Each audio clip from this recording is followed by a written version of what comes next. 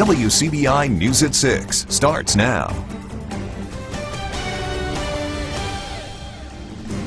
Good evening, everyone. Thanks for joining us. The shooting death of a Mississippi State student is under investigation. Oktibbeha County Coroner Michael Hunt says 23-year-old Austin Powell of Germantown, Tennessee, died from a gunshot wound. Emergency crews were called to the 100 block of Maxwell Street just before 2 o'clock this morning. Hunt says there does not appear to be any foul play right now. However, the investigation is ongoing and an autopsy is scheduled. Starkville Police and the coroner's office are investigating the shooting. The U.S. Marshals Task Force helps the Starkville Police Department make an arrest. 27-year-old Portia Manning of Starkville is charged with aggravated assault. Investigators say the charges stem from a shooting at an apartment complex on Everglade Avenue. Manning is also charged with possession of a controlled substance, disorderly conduct, and possession of marijuana. She remains in jail on a $33,000 bond. SPD says Manning also violated her probation.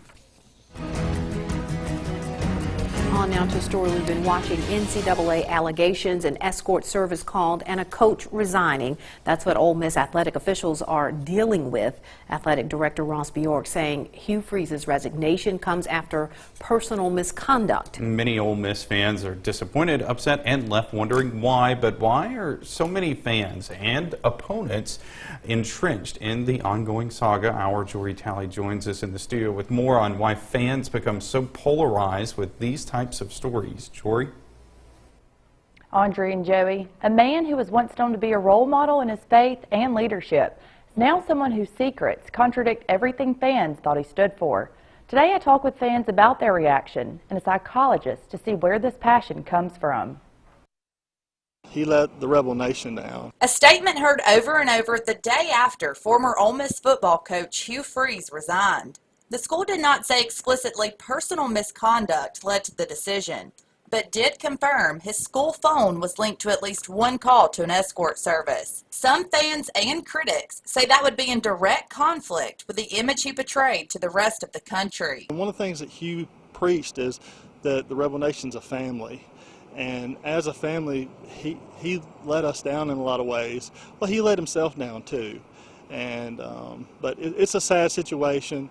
But you know what? We, as Rebel fans, we got to move on. This was unexpected, so it's sad. Within minutes of his resignation, the internet blew up with people attacking Freeze. But what drives that desire to destroy? Psychologically, all of us have a tendency to want to look at other people's failures, their weaknesses, because it's an automatic distraction from our own missteps. There are many allegations at this point.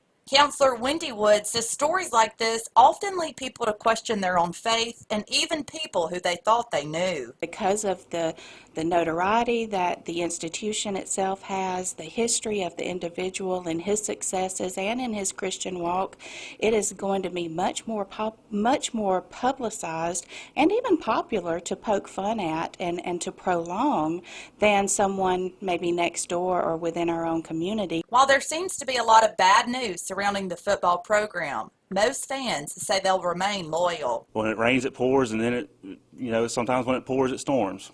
In this case, it's storming pretty bad for Ole Miss fans, but, the sunshine always comes out, and all we can do is look forward to when that sunshine does come out. And, hopefully we'll come out on top and, be back to relevance again. To make things even worse, this all comes just 2 weeks before practice kicks off for the upcoming season. Audrey and Joey.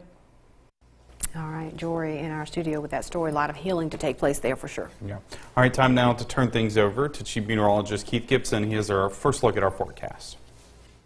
Oh, it's been a steam bath out there today. We actually do have some clouds here in the Columbus area. It looks like it's about ready to rain in Columbus, but we really don't expect any showers in Columbus proper. There are some showers south of town, right along 45 and down here into Noxubee County too, but that's just about it. You can see the bigger batch here down in Kemper County scooting back to the west. But it is hot, widespread 90s right now. It feels even hotter than that. This evening, yeah, there could be an isolated shower initially, but basically muggy and dry. 80 degrees by 11. Your weekend forecast is coming up. All right, Keith, thanks a lot. An area politician officially throws her hat into the ring for the special election to fill a vacant seat in the State House of Representatives. Former Starkville Alderwoman Lisa Wynn has submitted her qualifying paperwork for the District 38 post. The seat was formerly held by Tyrone Ellis, who retired almost a month ago after serving 38 years. Wynn previously served as Starkville's Ward 2 Alderwoman for one term. She will be running as a Democrat. The deadline for candidates to submit paperwork is September 18th.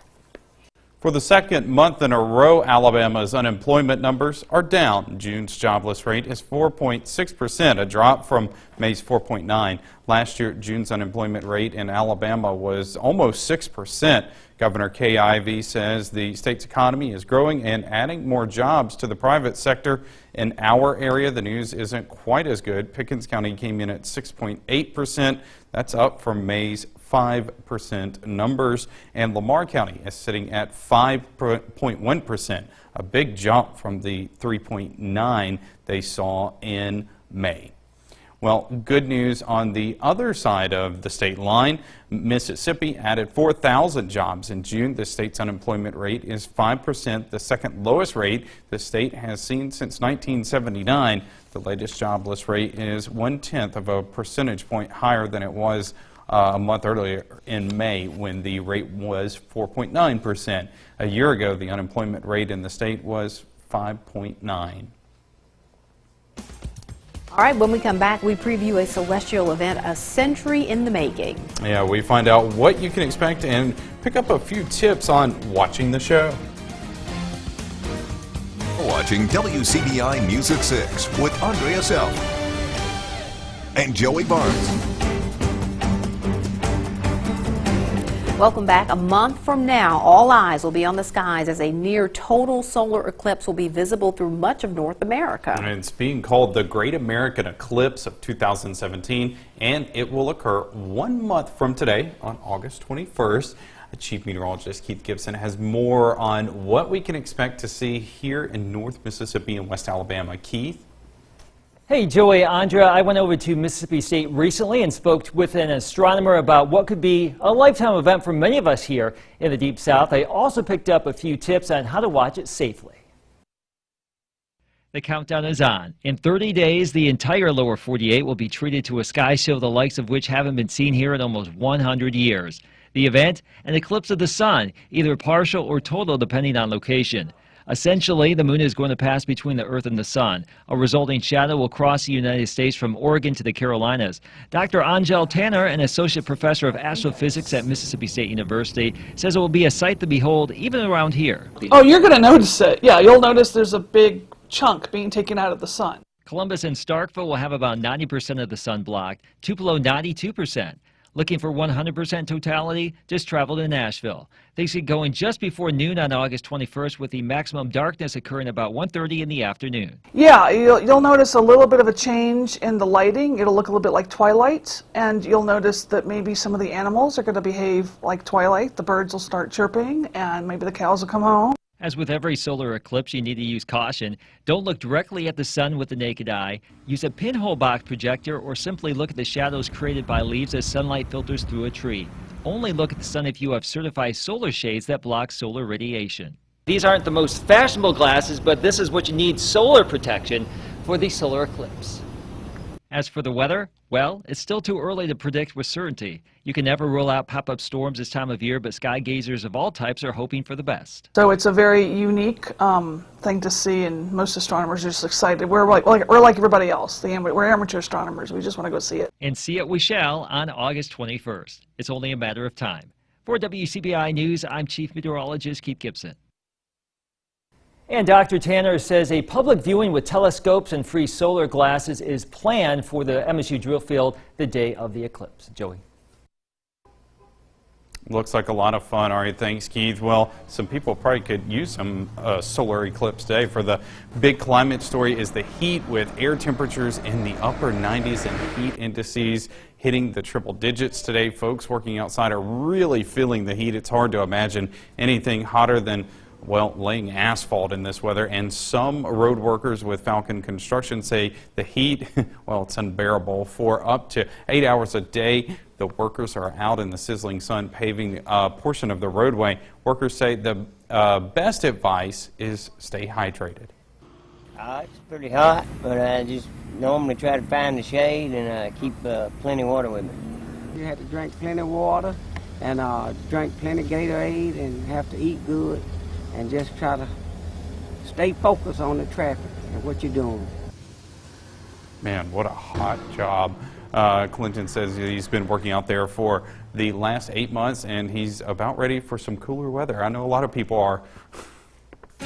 Oh, wouldn't that be nice? Some cooler weather right now. We have some showers in parts of the area right now. Most spots dry. Rain chances, though, will actually be going up as we go throughout the course of the weekend. And that will actually lower some of those temperatures. Your full forecast is next.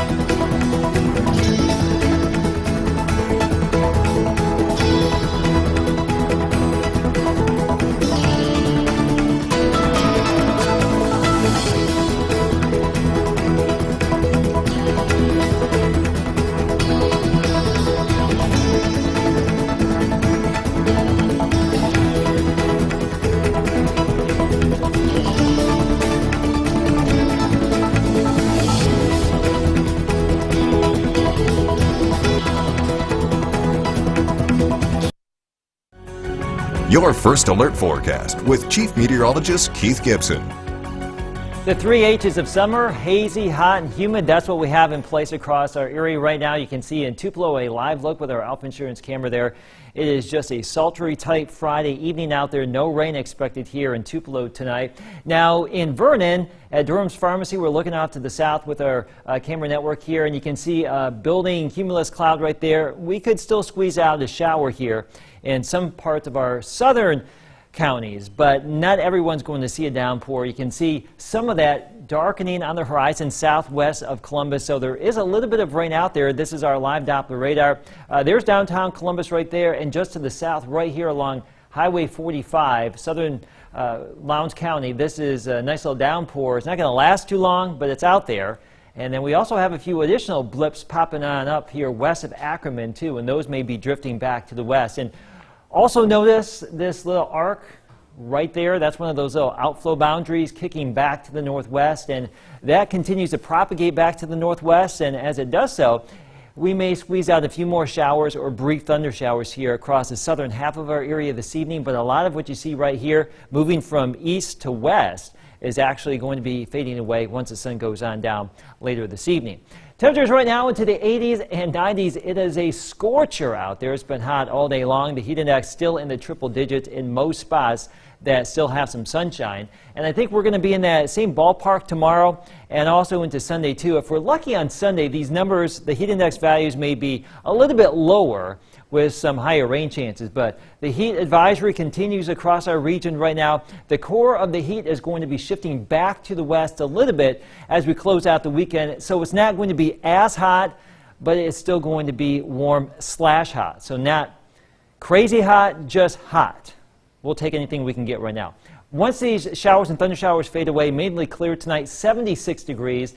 In our planner for tomorrow, we start out at 84 at 9 o'clock, 92 by 1, low to mid-90s during the afternoon. Some spots could be a little bit warmer, especially up towards Tupelo and Corinth, maybe mid-90s versus the lower 90s farther south because of those expected rain chances. But at least we will have some opportunities for some rain Saturday, Sunday into next week, and with that will come highs around 90. There's your forecast. Sports is next after the break.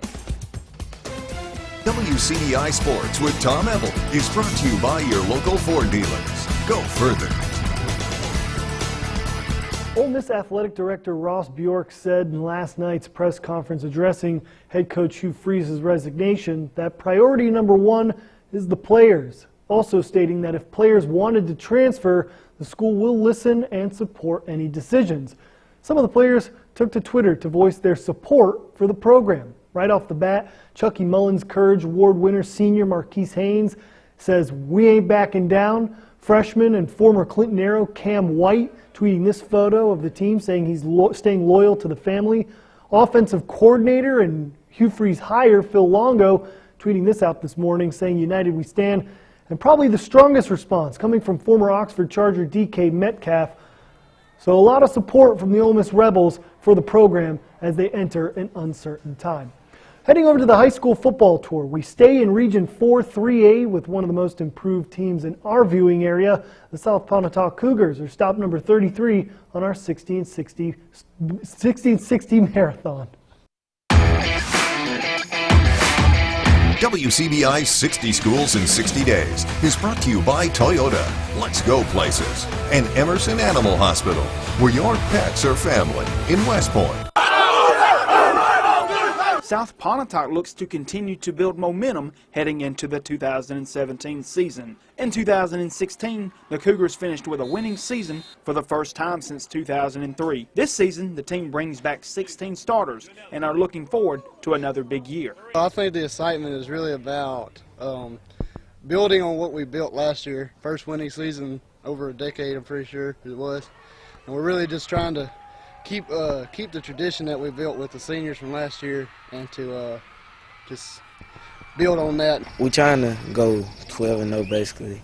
And, you know, everybody be busting their butt off in the weight room, and we try our hardest just to, you know, work on the field for next year. Hopefully that youth movement that we made a couple years ago is going to pay off for us this year. We were able to turn the corner a little bit last year. We won 7 games, made the playoffs. That was a really big thing to have happen around here. And our kids are really excited about it. The Cougars will have 2 new opponents coming over into the Region 4 3A division. Houston and Choctaw County will rotate in for divisional play. The team says it will be a big challenge for newer competition to face this fall. Houston's right down the road. They're going to be pretty tough. They always are. But I think we'll hold up against them, I'm pretty sure. And Choctaw, I don't know too much about Choctaw, but I understand they're a pretty good team, and I'm sure it'll be interesting and fun to play against them. Both of those schools are always very talented teams, always tough programs to contend with, and it's going to be a real challenge for our guys. South Pontotoc making the playoffs last season was a big accomplishment. This year's team looks to make it back and go deeper into the postseason. We're just trying to get that first playoff win, then do more. We're capable to go all the way to state. Well, that's the goal. You do have to play them one game at a time. You have to, you can't get to the second step until you've completed the first step. And we're hoping that we can be there in November when the playoffs start rolling around. South Pontotoc will open its season on Thursday, August 17th at home against Vardaman. On the high school football tour with the Cougars, Jonathan Flippo, WCBI Sports. 60 Schools in 60 Days with South Pontotoc High School was brought to you by First Choice Bank and Van Atkins Jewelers in New Albany and on the Square in Oxford.